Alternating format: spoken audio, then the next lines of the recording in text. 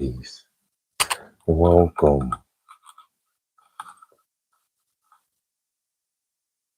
Welcome, YouTube. What's going on? It's a beautiful day, right? We made it. Happy Sunday.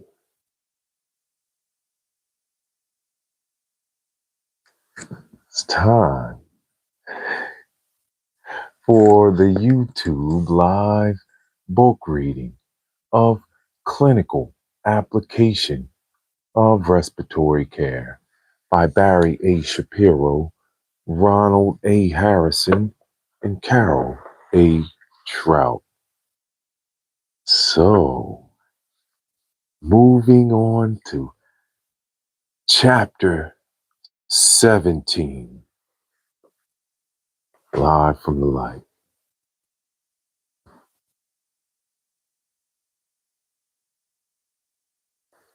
Peace, YouTube. All right, chapter 17. We pick up at page 281. Laryngeal and tracheal complications of artificial airways.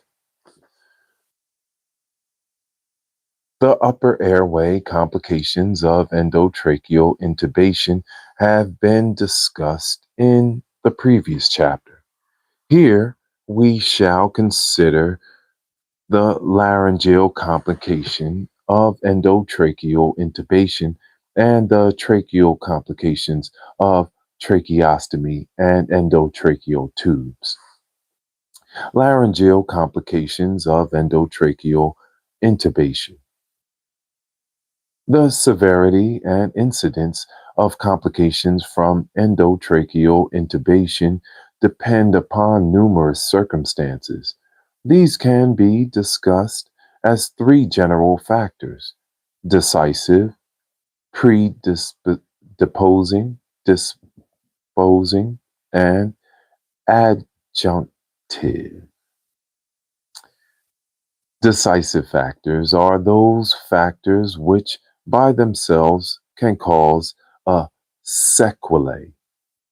We can primarily associate these with the trauma of intubation. Trauma of the pharynx and larynx during intubation and maintenance affects the complication rate. The greater the trauma, the greater the incidence of complications. Other factors such as duration of intubation, external diameter of the tube, shape of the tube, movement of vocal cords, cuff pressure, and construction material may all be considered decisive factors. Proper airway care is very significant in decreasing complications. Variability in airway care undoubtedly accounts for much of the disparity in published complication rates. Predisposing factors are those of the patient population. Age is an important predisposing factor, e.g., children appear to tolerate prolonged tracheal intubation better than adults. Post-intubation sore throat and granulomas are far more common in women than men. The unfortunate practice of using oversized tracheal tubes in females may be responsible. Peace. All those reading along, bottom of page 281, we just started out on chapter 17. Adjunctive factors refer to the individual patient's status, chronic or debilitating states, such as anemia, hypovitaminosis, hypoproteinemia, prolonged steroid therapy, and alcoholism affect the healing process and therefore increase the complication rate. Very key right there. Oh, that's a big one. That's a big one.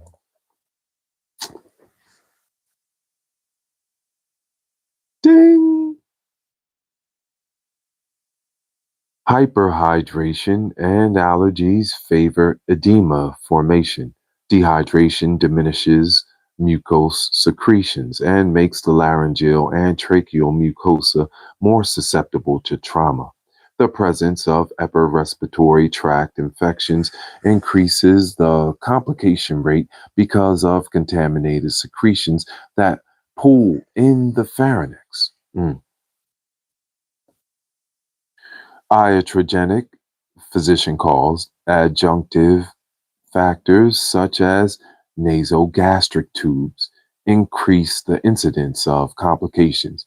These tubes cause laryngeal edema by placing excessive pressure on the arytenoids area.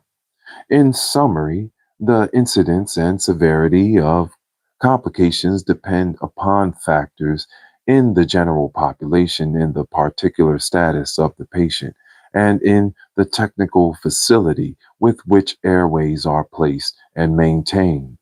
These factors must be kept in mind whenever the complication rate of endotracheal intubation is discussed. Sore throat or and hoarse voice, the middle of page 282. Minimal damage to the pharyngeal and laryngeal epithelium occurs with even the most skillful intubations. This damage involves a disruption of the basement membrane from the submucosa and may lead to a slowing of the epithelial lining. This denuding process is usually spotty and completely heals within 2 to 3 days. The sequelae are extremely rare. The patient experiences a sore throat and some hoarseness of voice. The treatment is reassurance and adequate humidity. The healing process will usually progress without incident if the traumatized mucosa does not become dry. Glottic edema, figure 17.1. The glottis is defined as the superior opening of the larynx. Edema is this area is the most common complication of endotracheal intubation and is seldom severe. It is far more common in children than adults. The necessity for reintubation is uncommon when edema is recognized early and appropriately treated. It's very, very key. Glottic edema is most commonly caused by one, trauma during intubation and maintenance, two, insertion of oversized endotracheal tubes. 3. Poor technique of endotracheal tube care. 4. Toxic material from improperly sterilized endotracheal tubes. And 5. Allergic responses. The cardinal clinical sign of glottic edema is inspiratory stridor, a high-pitched musical sound on inspiration caused by a narrow glottic opening. And it sounds like a whistle. It's like when someone's speaking. That's what they're talking about. Very inspiratory stridor.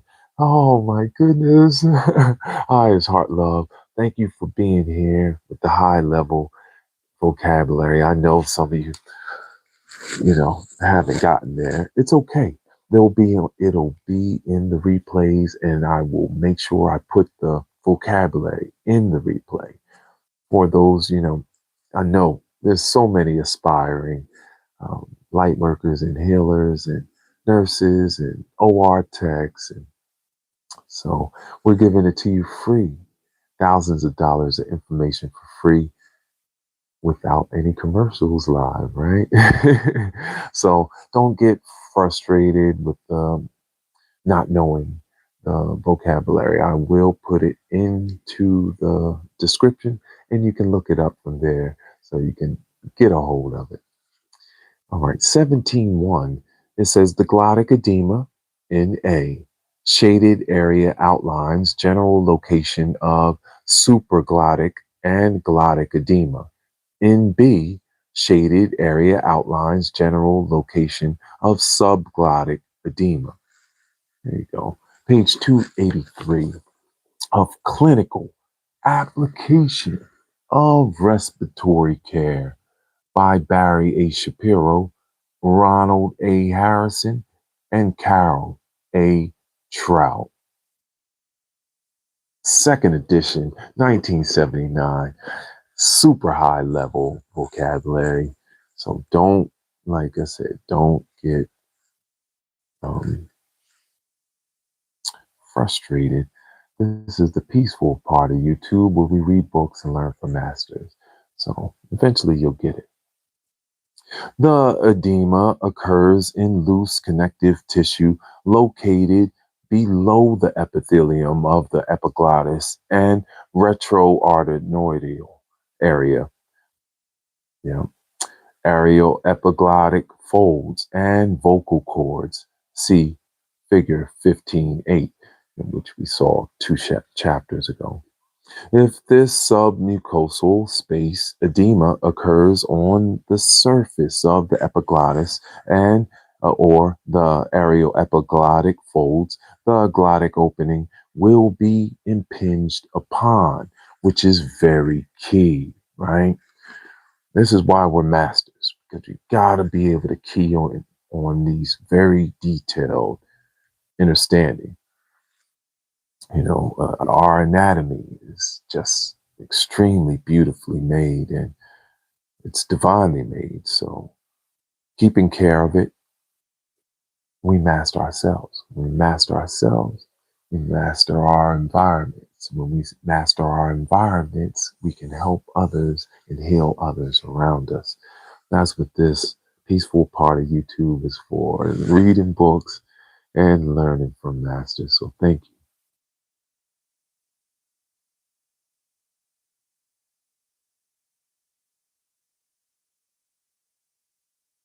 If the edema occurs in the retroarytenoidal area, the abduction, spreading part of the vocal cords will be limited on inspiration. Either condition may cause marked ventilatory obstruction.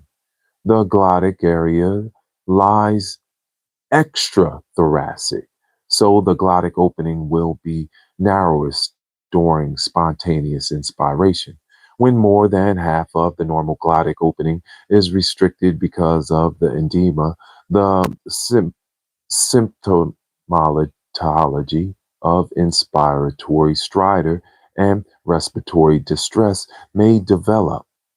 It should be obvious that edema in a small glottis will have significantly more obstructive effect than in a large glottis. The clinical pathophysiology of glottic edema is important to understand. The submucosal swelling begins upon removal of the endotracheal tube and progresses gradually for as long as 24 hours. It must be realized that while the tube is in place, the pressure prevents the submucosal space from swelling significantly. Upon extubation, the swelling may be rapid. It usually takes several hours for the edema to reach its maximum. Inspiratory stridor presents upon extubation must be considered serious since the edema will progress over the next several hours.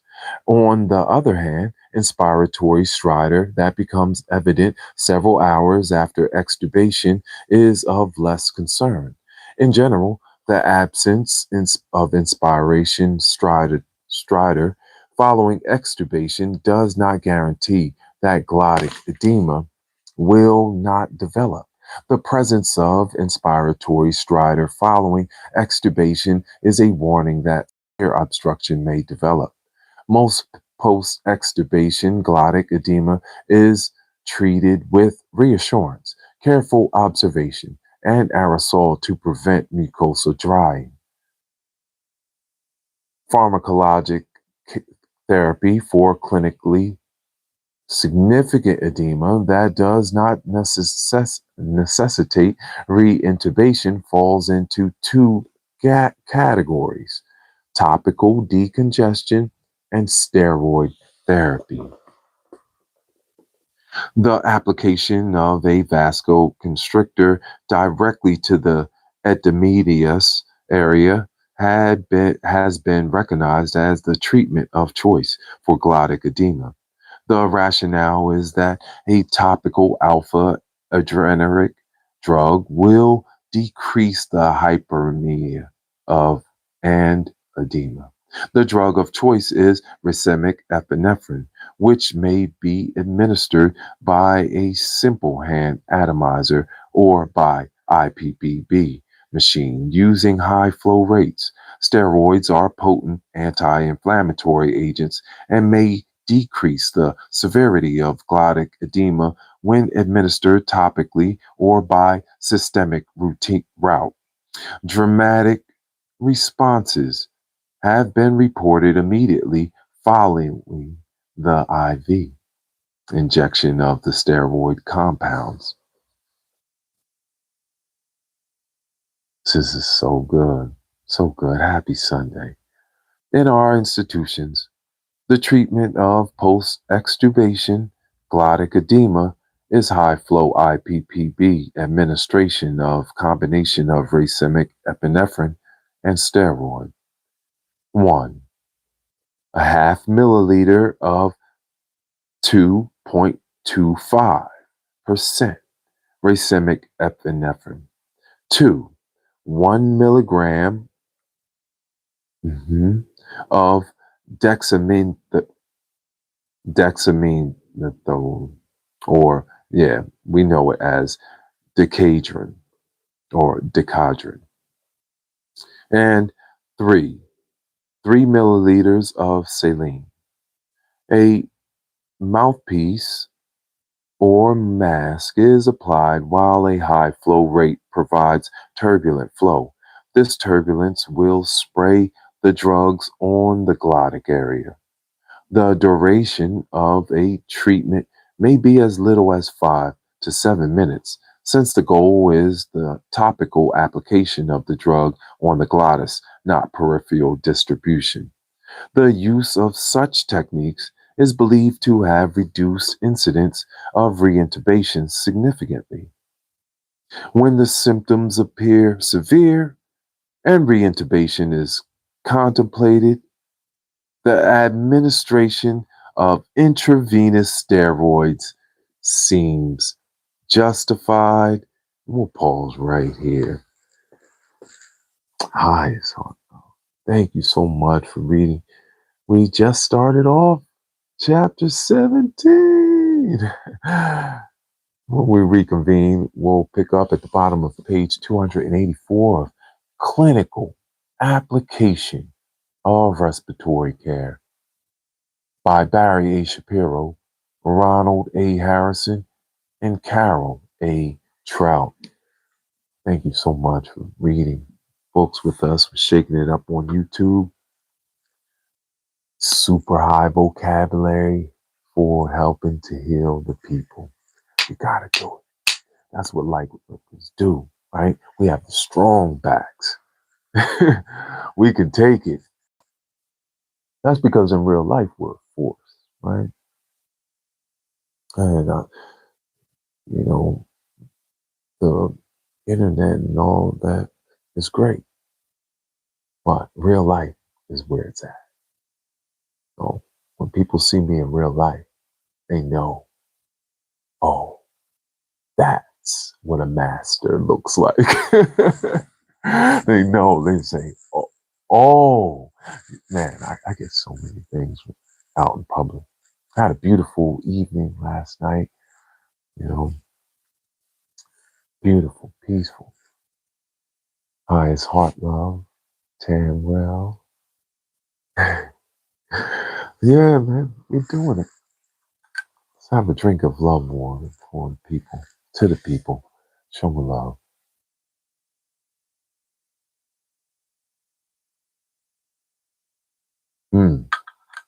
Mm, mm, mm, mm. I love you. I love you. I love you. I love you. Yeah. Thank you for the book lovers community, all those that read books. We do it here live from the light, LA, for the people, for free. Thousands of dollars of information. So, you know, we want the best for all our friends and family. Have a wonderful, wonderful day. I love you, Mom. Thank you so much for the invite. Thank you, Dad, for the new jersey. I love you. I love all my family and friends. Thank you so much. Oh, man. Yeah, it's right. That's right. So we're not guessing.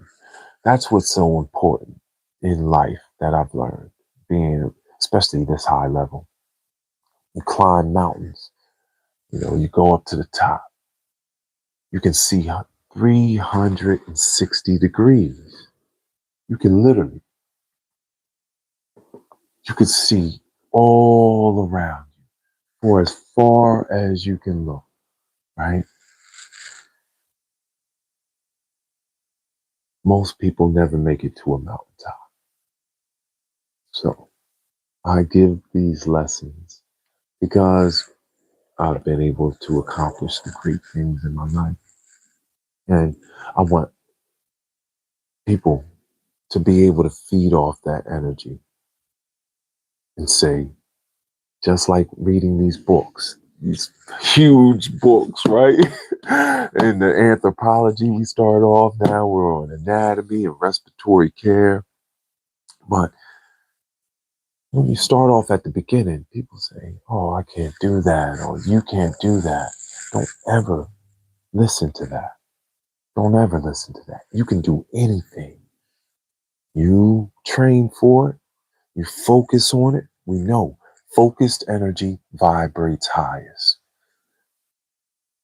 And you find the discipline, right?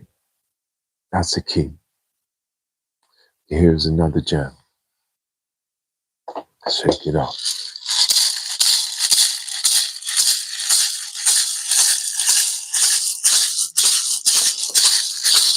Hey ya, hey ya, hey ya, hey ya, hey ya, hey ya, hey ya. Hey ya, hey ya, hey ya, hey ya, hey ya, hey ya, hey ya. So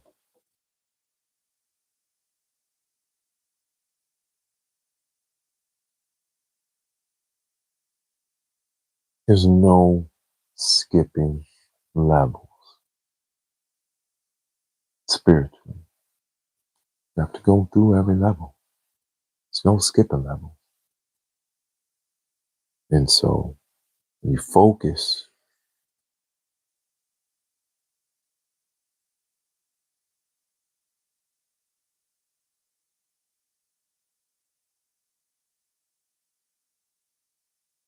you hone all the energy in.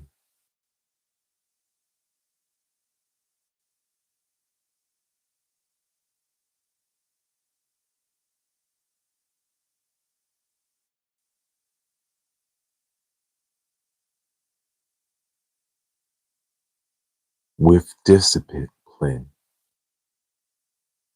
With discipline, there's one property that really matters. Peace, eyes, heart, love, triumph. Eyes, heart, love. Thank you so much. We just finished reading the start of chapter 17 of clinical application of respiratory care. Here's the gem for the day, and I'll send you off singing I love you. So, when you have restraint,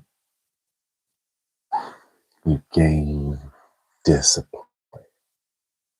When you have restraint, you gain discipline. There you go. Write that one down with the notes.